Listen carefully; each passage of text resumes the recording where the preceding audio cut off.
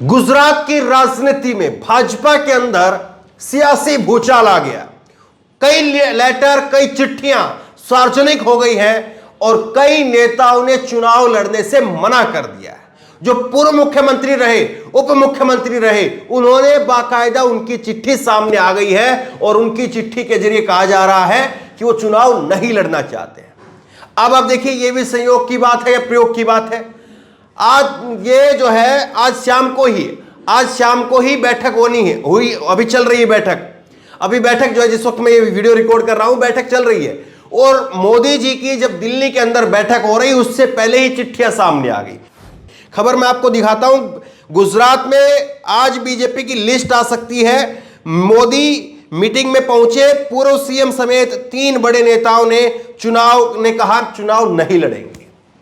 अब देखिए किस तरह से जो पूर्व मुख्यमंत्री हैं, उप मुख्यमंत्री हैं, उन्होंने बाकायदा उनकी चिट्ठी निकाल करके सामने आ गई है। ये जरा चिट्ठी देखिए आप।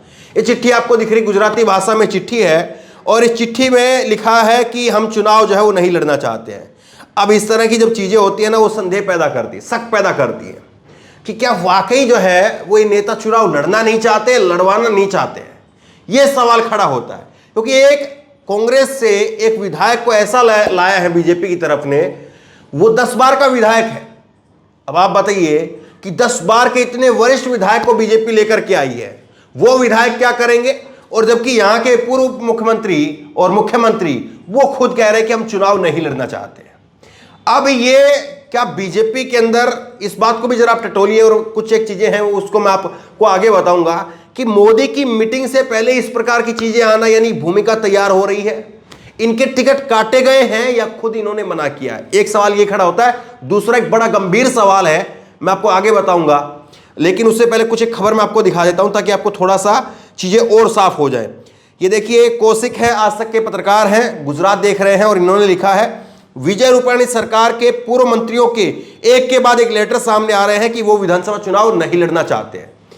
अब देखिए, ये कमाल की बात हो रही है। कई मंत्रियों के लेटर सामने आ रहे, कई जो है उप मुख्यमंत्री के लेटर सामने आया है, मुख्यमंत्री पूर्व जो है उनके लेटर सामने आया है। ये सारे सवाल जो है खड़े कर रहे हैं। और अगर आप विजय रूपाणी को देखेंगे, विजय रूपाणी 2016 में आनंदीबेन का जब इस्तीफा हुआ, उसके बाद मुख्यमंत्री बने।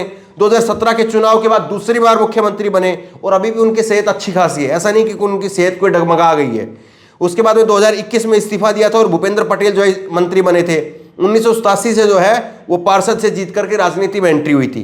नितिन पटेल की बात करेंगे, 2016 में डिप्टी सीएम और वित्त मंत्री बने। 2017 में दोबारा से डिप्टी सीएम और वित्त मंत्री बने।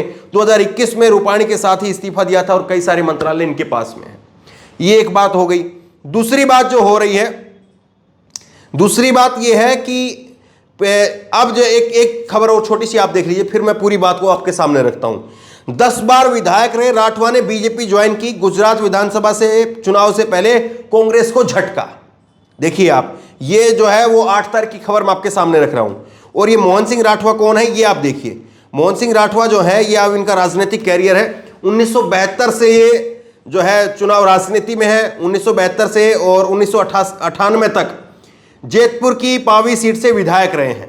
लगातार जो है 11 चुनाव लड़े हैं और 10 चुनाव जीते इन्होंने। जो नितिन पटेल जो है, नितिन पटेल की राजनीति की जो शुरुआत हुई थी 1987 में हुई थी, जबकि राठवा की जो राजनीति की शुरुआत है 1972 से हो चुकी है। देख लीजिए, 1987 वाले आदमी को बाहर और 1972 वाले आदमी को अंदर।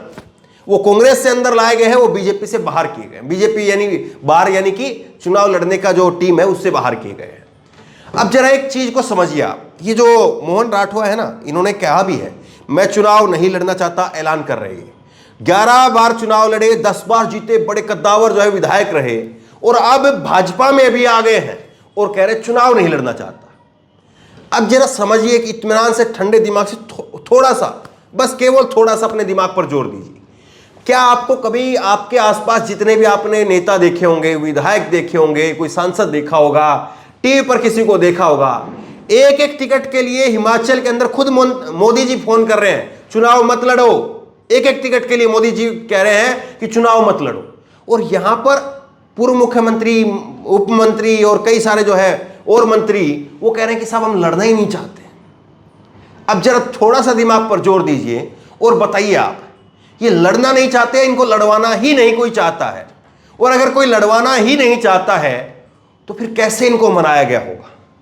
सोच करके देखिए इस बात को। मोदी जी ने एक सीट के लिए हिमाचल में वो फोन कर दिया था और यहां पर कितने मंत्रियों के लेटर जो है वो जारी हो गए। कितने बड़े बड़े कद्दावर नेताओं ने जो है वो खुद से कह दिया है साहब चुनाव नहीं लड़ना है।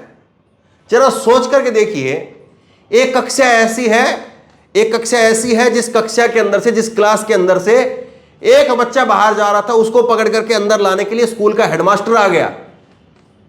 समझिए इस बात को। एक क्लास के अंदर से एक बच्चा बाहर जा रहा था, उसको पकड़ करके दोबारा बैठाने के लिए हेडमास्टर आ गया। और दूसरी क्लास ऐसी है जिसमें मॉनिटर और जो बड़े बड़े जो वहां पर नंबर लेकर के आने वाले बच्चे हैं, मेधावी बच्चे हैं, वो कह रहे हैं नहीं हमें तो पढ़ना ही नहीं है। अब दोनों स्कूल के अंदर हालत किसकी क्या होगी, कौन क्या चाह रहा होगा, बहुत सारी चीजें ऐसी हैं जो सीधी नहीं कही जा सकती। संकेतों में कई सारी चीजें होती हैं, हमारी भी अपनी सीमाएं होती हैं। तो आप चीजों को जरा समझिए, चीजों को समझिए। और कांग्रेस के अंदर से जो विधायक उठ करके आया वो कह रहा चुनाव नहीं लड़ूंगा मैं, तो दूसरी तरफ कह रहा पार्टी के अंदर जो है वो बदनामी हुई, ये हुआ वो हुआ। जो आदमी 1972 से लेकर के चुनाव लड़ रहा है, विधायक 1972 से, और वो आदमी कांग्रेस को छोड़ करके अपने इस बुजुर्ग जीवन में वो बीजेपी में आ गया और बीजेपी में आकर के कहता है चुनाव नहीं लड़ना। आपको ऐसे नेता दिखते हैं क्या? या फिर इसके पीछे एक बहुत भारी प्रेशर, बहुत भारी जो है वो पूरा सिस्टम तामझाम जो है वो काम करता है। और ये किस तरह से मनाए जाते होंगे, कैसे मनाए जाते होंगे, कोई बाद में जो है वो सांसद का कहीं से जो है टिकट का कोई कमिटमेंट किया जाता होगा, ना जाने किस तरह से होगा। लेकिन एक छोटा सा एग्जांपल मैंने आपके सामने रख दिया है कि एक क्लास से एक बच्चा निकल रहा था, उसको पकड़ करके बैठाने के लिए हेडमास्टर आ गया, और दूसरी क्लास से बच्चे जो है वो छोड़ करके जा रहे हैं, मॉनिटर छोड़ करके जा रहा है कि कोई दिक्कत ही नहीं है। जबकि हर किसी को मालूम है राजनीति के अंदर छोटे से लेकर के बड़ा व्यक्ति कोई भी हो, उसकी मंत्री, मुख्यमंत्री, प्रधानमंत्री, सांसद बनने की इच्छा रहती ही रहती है। लेकिन आप कमाल की बात अब देख रहे हैं गुजरात के अंदर, और इस सब के पीछे कौन सी चीज, क्या शक्ति काम कर रही, किस तरह की चीजें काम कर रही है। और मोदी जी के साथ में आज सब हंसी खुशी दिल्ली के अंदर मीटिंग में शामिल हो रहे हैं। और अगर यही पूरा का पूरा घटनाक्रम अगर कांग्रेस में हुआ होता तो रात के 3 बज जाते, रिपोर्टर कभी इधर भागते, कभी उधर भागते, कभी इधर फोन आता, कभी उधर फोन आता, कभी इधर व्हाट्सएप का कुछ लीक होता, कभी उधर से व्हाट्सएप का लीक होता। कहा जाता कि वो नाराज हो गया, वो नाराज हो गया, ये नाराज हो गया, वो नाराज हो गया। पूरी रात कट जाती और सुबह तक अखबार जो है वो क्या हेडलाइन बनाए अखबारों के समझ में नहीं आता। टीवी पर आप सुबह उठ करके देखते तो पता ही नहीं चलता कि कौन कौन किस किस के घर गया, कौन मंत्री आया, कौन दिल्ली से जा रहा है, कौन कहां राजस्थान से जा रहा है, कौन छत्तीसगढ़ से आ रहा है, पता नहीं चल पाता। अब जरा सोच करके देखिए, कांग्रेस जिसके पास में कुछ नहीं है यानी कि गुजरात के अंदर 27 साल से विपक्ष में है कांग्रेस, और उस कांग्रेस पार्टी के अंदर से अगर किसी को टिकट ना मिले तो उसमें अगर कोई टिकट छोड़ देता है तो कैसी खलबली मचती है। और जो 27 साल से सरकार में है और उसके अंदर से सीट छुड़वा दी जाती है, छोड़ दी जाती है, तो क्या इसके पीछे चीजें होंगी आप खुद समझ लीजिए। तो बहरहाल इस वीडियो खूब शेयर कीजिए, आपकी जो भी समझ हो वो नीचे कमेंट बॉक्स में जरूर लिखिए। और इसी तरह की तमाम खबरों के लिए ऑनलाइन न्यूज ने सब्सक्राइब कीजिए, साथ में जो बेल आइकन घंटी उसको जरूर दबाइए ताकि जैसे वीडियो अपलोड करें उसकी नोटिफिकेशन आपको तुरंत मिल सके। धन्यवाद। इस खबर को अभी लाइक करें, शेयर करें, अभी चैनल को सब्सक्राइब करें और घंटी जरूर दबाएं।